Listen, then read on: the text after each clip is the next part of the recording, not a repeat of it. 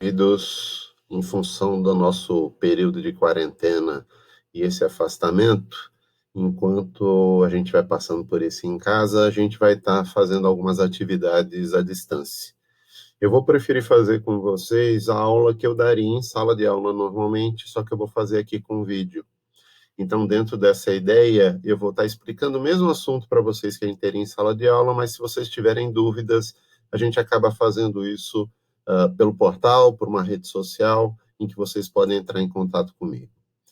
O que a gente viu até a última aula? A gente estudou título de crédito e a gente estudou até cheque. E aí, nessa semana, a gente teria uma aula de duplicata, em que eu trataria com vocês o assunto de duplicata comercial, que é um dos títulos de crédito que eu já comecei a falar com vocês em alguns momentos. Vocês devem se lembrar que eu falei com vocês da duplicata comercial quando a gente estava falando de títulos eletrônicos, a possibilidade dela ser utilizada pela via eletrônica, ao contrário de outros títulos que sofrem restrição dentro disso. A gente vai falar isso nessa aula aqui. A gente falou também da duplicata como uma exceção à característica da abstração dos títulos de crédito. Então, eu falei para vocês, é um título que é causal. Por quê? Porque a lei obriga você a vincular a causa desse título, a origem desse título. Então, o que vocês vão ver? Quando a gente vai estudar a duplicata, vocês vão ver esse estudo baseado na lei da duplicata, que é uma lei nacional brasileira. Diferentemente dos outros títulos de crédito, aqui é uma legislação que é feita no Brasil para as vicissitudes, para as necessidades brasileiras. Dentro dessa ideia, se criou um título de crédito que seria utilizado para compra e venda ou para prestação de serviço no meio comercial. Então, sempre que eu fizer uma venda, eu vou poder emitir um documento que a gente vai chamar de fatura. Esse documento, que equivale no direito tributário à nota fiscal, em requisitos, esse documento ele vai ser obrigatório para todo empresário que faça a venda a prazo superior a 30 dias. Mas abaixo disso, vai ser facultativo. E é justamente a partir daí, desse documento, que a gente cria o título de crédito, que seria duplicata, que seria a comprovação desse pagamento com prazo, que pode ser até 30 dias, mas seria uma faculdade, mas passando de 30 dias, eu seria obrigado a emitir a fatura e teria a faculdade de emitir a duplicata. Então, a lei da duplicata, ela diz o quê? Se vocês forem dar uma olhada, ela diz que é um título de crédito que representa um saque relativo a crédito oriundo de um contrato de compra e venda ou de uma prestação de serviço. Então, a gente vai ter uma ordem de pagamento em que você vai realizar um pagamento à vista ou a prazo a partir do momento de que se faça uma venda ou um serviço que seja prestado por um empresário para aquele consumidor intermediário ou consumidor final, mesmo que o seja. Dentro dessa ideia que a gente vai ter aqui, como eu sempre falei para vocês em cada um dos títulos, a lei sempre traz quais são os requisitos desses títulos de crédito. E aí, nesses requisitos, a gente acha tanto documentos, requisitos, que vão ser essenciais, e a gente acha também requisitos que são supríveis.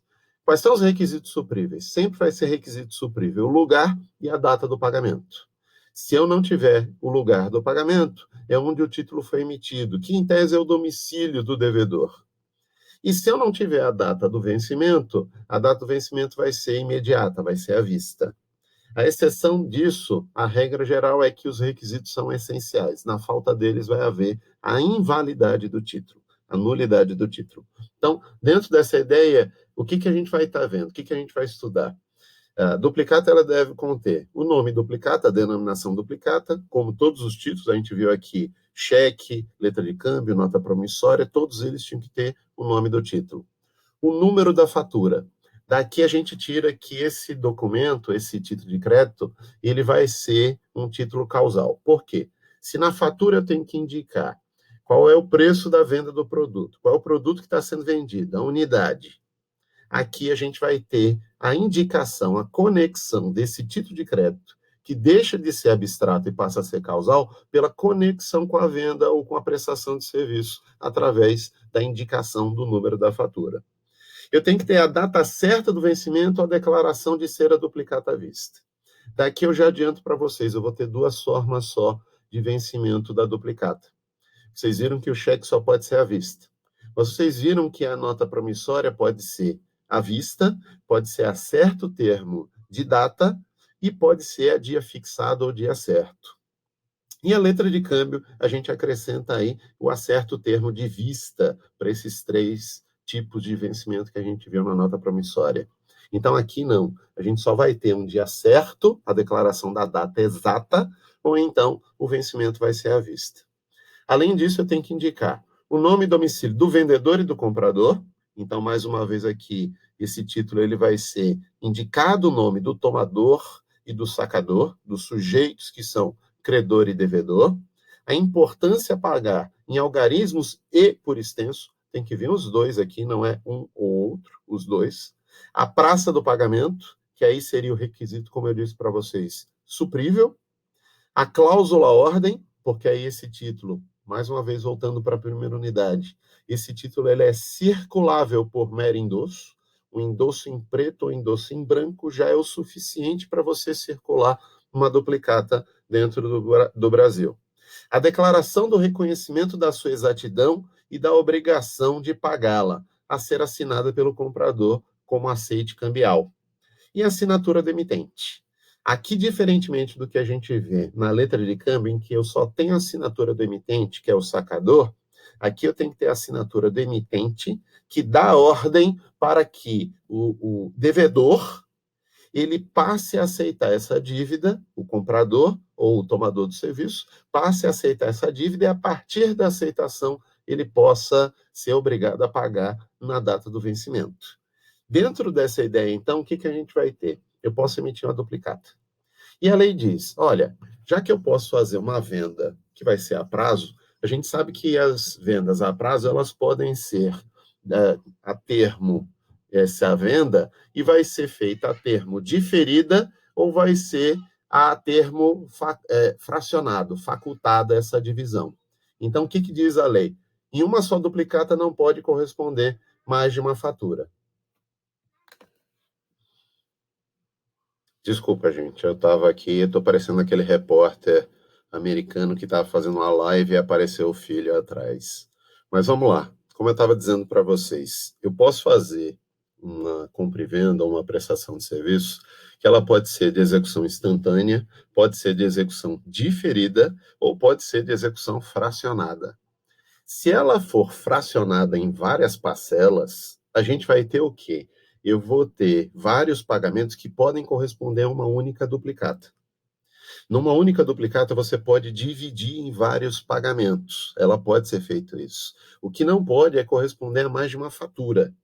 Então, se eu faço várias vendas em oportunidades diversas, eu não posso concluir todas essas vendas em uma duplicata apenas. Isso não vai poder acontecer. Mas eu posso fracionar o pagamento dessa duplicata em vários momentos. Isso não é problema. Além disso, o que a gente vai ver?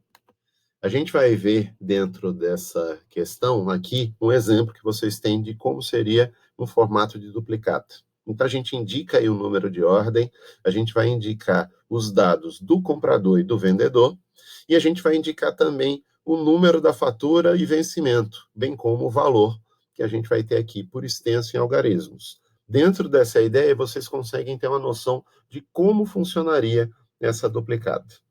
Então, eu emito a duplicata a partir de um contrato de compra e venda ou de prestação de serviço.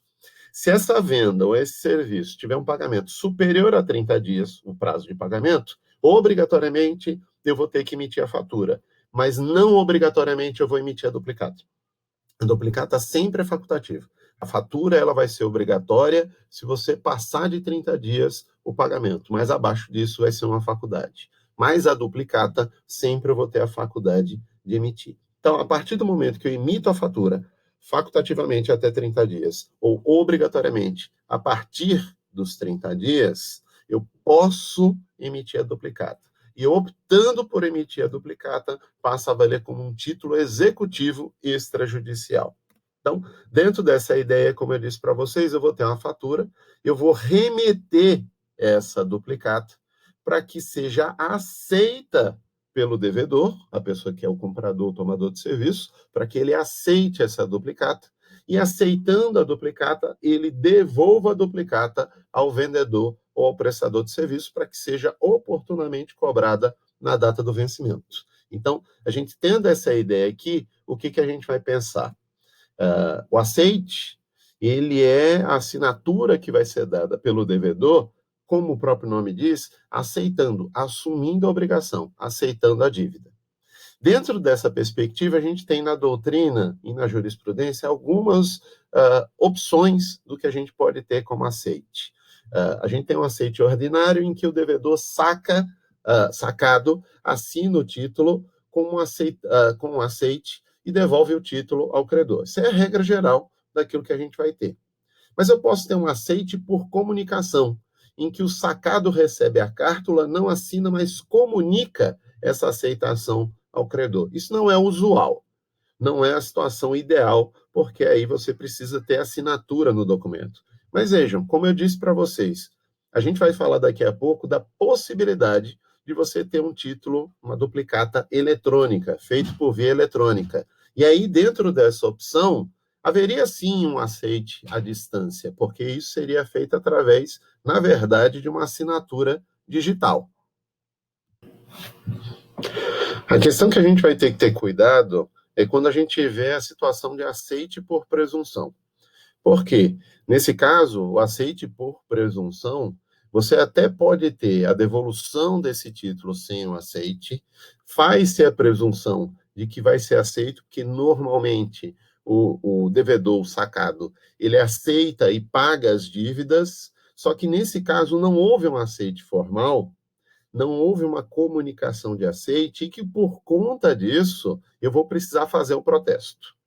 Vocês devem se lembrar que eu falei na parte de teoria geral dos títulos de crédito, eu falei sobre protesto com vocês e eu disse o quê? O protesto pode se dar por falta de pagamento, por falta de devolução do título ou por falta de aceite. É justamente essa situação que a gente vai ter aqui. A gente vai ter um protesto por falta de aceite da duplicata e isso tem dois efeitos. O primeiro efeito que eu vou ter aqui é o vencimento antecipado, automático da duplicata. O segundo efeito que a gente vai ter aqui vai ser qual? Eu simplesmente vou poder já estar executando o título, porque além do título executivo que já venceu, eu vou ter o protesto que vai comprovar a recusa do aceite e esse vencimento antecipado.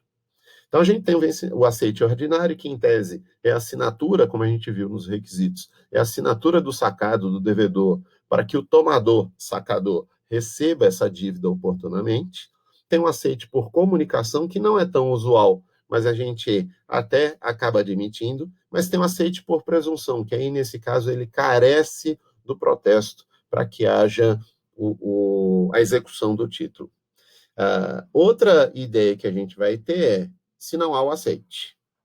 Quando não há o aceite, a gente tem que ter muito cuidado dentro disso. Quando a gente não tem o aceite, você vai ter que justificar por que o aceite não foi dado. Isso pode acontecer? Pode. Digamos que eu tenha recebido um produto diferente, ou o produto chegou danificado, ou então veio em número errado. Eu posso recusar o aceite desde que eu o faça de maneira justificada. Isso faz com que evite que o sacador, o tomador do título, o credor do título, o vendedor ou o prestador de serviço, ele venha eventualmente executar o título de crédito. Porque aí ele não pode protestar por falta de aceite, porque você tem uma justificativa do porquê você não deu aceite. Então aí a gente tem que ter essa preocupação da fundamentação, da justificativa da recusa do aceite. Então, aí eu coloquei para vocês. Artigo 8º da lei de duplicata diz o quê? O comprador só poderá, e o tomador de serviço só poderá, deixar de aceitar a duplicata por motivo de avaria ou não reconhecimento da mercadoria, então, veio danificada ou não é a mesma mercadoria, vícios, defeitos e diferença na qualidade ou quantidade da mercadoria e divergência no prazo ou preço ajustado. Aí, nesse caso, eu posso realizar a recusa. Tirando isso, eu vou ter que dar o aceite, porque se eu não der o aceite, eu fiz a compra, eu fui um tomador de serviço, eu recebi o serviço, e havendo a comprovação disso, com a recusa do aceite, o título vence antecipadamente a partir do protesto e ele vai ser executado. Aí, como eu tinha dito para vocês, só a título de ilustração, eu posso fazer o protesto por falta de aceite, falta de pagamento ou falta de devolução. Que aí, nesse caso, o que vai acontecer? O efeito disso é eu poder já executar o título a partir dessa certidão positiva de protesto que o cartório judicial ou extrajudicial vai me entregar. Um dos assuntos que a gente mais discutiu quando a gente falou de letra de câmbio e de nota promissória foi prazo prescricional e esse prazo ser fracionado. Eu tinha dito para vocês, olha, o prazo é de 3 anos se eu for fazer a cobrança contra o sacado. Se for contra o sacador, o prazo é de 1 ano. E se for contra um endossante, vai ser de 1 ano. Mas de um endossante para outro endossante, o prazo vai ser de 6 meses. Aqui a regra vai ser igualzinha, só vai ter uma diferença. A diferença que a gente vai ter aqui vai dizer respeito a esse prazo que a gente vai ter de prescrição, que vai variar. Se eu estiver falando do sacado, que é o devedor principal, o comprador ou o tomador de serviço, o prazo prescricional contra ele, a partir do vencimento da duplicata, o prazo prescricional contra ele e seus avalistas vai ser um prazo de 3 anos. Se eu estiver falando de uma execução não contra o devedor principal, contra o sacado, mas o tomador ele está executando um endossante, alguém dentro da cadeia de endosso. Eu vou ter um prazo de 1 ano para isso. Vocês lembram que é a mesma coisa que a gente tem na nota promissória e na letra de câmbio. Isso serve para o endossante e os avalistas do endossante. E a gente vai ter esse prazo começando do pagamento, se houver o pagamento por um dos endossantes nessa cadeia para o tomador, e aí, este endossante que pagou o tomador, ele vai ter de 1 em 1 ano para poder fazer a execução contra outros endossantes. Sempre lembrando, tudo isso obedecendo o prazo máximo de 3 anos, porque aí é o pagamento do devedor principal. Porque senão, se eu tiver 10, 20 ou 30 endossantes, eu passaria a ter 10, 20 ou 30 anos de prazo prescricional para executar, o que não vem ao caso. Então, esse prazo que a gente tem de 1 em 1 ano, ele não vai poder superar 3 anos na soma de todos esses prazos, caso se cobre de um endossante para outro endossante e assim sucessivamente. Então, a gente tem que ter muito cuidado dentro disso. Então, veja, a gente está terminando aqui a ideia de duplicata comercial para vocês, e eu vou tratar de alguns assuntos menores dentro da duplicata, mas assuntos que eu já falei com vocês. Por exemplo, se eu perco a duplicata, se eu perder a duplicata, se ela se extraviar, se eu for injustamente desapossado dessa duplicata, a gente pode emitir um título equivalente que chama triplicata. Eu gosto de fazer uma brincadeira com vocês, que normalmente tem algum aluno que me pergunta: se perder a triplicata, tem uma quadruplicata? Não. Você vai ter uma outra via da triplicata. Então, a duplicata ela seria a ideia de ser o duplo da fatura. A triplicata vai ser o duplo da duplicata. Então, é a continuação que a gente vai ter aí. Então, pensando nisso, toda vez que eu perder ou que extraviar a duplicata, eu posso pedir uma triplicata. Uma outra questão que é menor também, que a gente tem que ter cuidado, é como eu estava dizendo para vocês, a possibilidade de emissão de duplicata por vias não físicas, por vias que não sejam papel, a cártula, como eu falei para vocês no primeiro dia de aula. Aqui eu poderia emitir por outras vias. Por exemplo, a gente tem aqui a possibilidade de você emitir a duplicata por meios magnéticos. E agora, a partir de 2018, pela Lei 13.775, se criou a possibilidade de se emitir o título de duplicata de forma escritural, que é feito dentro de um sistema eletrônico de escrituração. Dentro disso, é aquilo que eu venho muito brigando com vocês há muito tempo, discutindo, que é a necessidade que os títulos de crédito efetivamente adotem uma forma mais contemporânea, mais moderna, utilizando vias eletrônicas, utilizando a via da internet, que além de facilitar o trânsito das negociações, eu também acabo facilitando aí a manutenção dos títulos de crédito, que muitas vezes acabam se perdendo com o surgimento de novas tecnologias e novas formas de negociação. Então, a gente também tem essa questão que eu já venho falando com vocês já faz algum tempo, por isso que eu estou falando aqui rapidinho. E a gente vai ter a questão que eu também falei com vocês há um bom tempo, que é a duplicata simulada. O que é a duplicata simulada? Eu tinha dito para vocês, olha, os títulos eles são títulos que são abstratos. Mas tem exceção dentro disso, é o caso da duplicata, que esse título vai ser causal.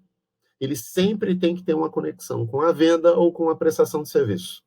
O que acontece? Se eu não faço a duplicata a partir de uma compra e venda ou de uma prestação de serviços, a gente incorre num crime que é tipificado no Código Penal, no artigo 172, que é o crime de duplicata simulada, que prevê uma pena de detenção de 1 a 5 anos, além de multa que você pode estar aplicando no valor equivalente a 20% do valor da duplicata.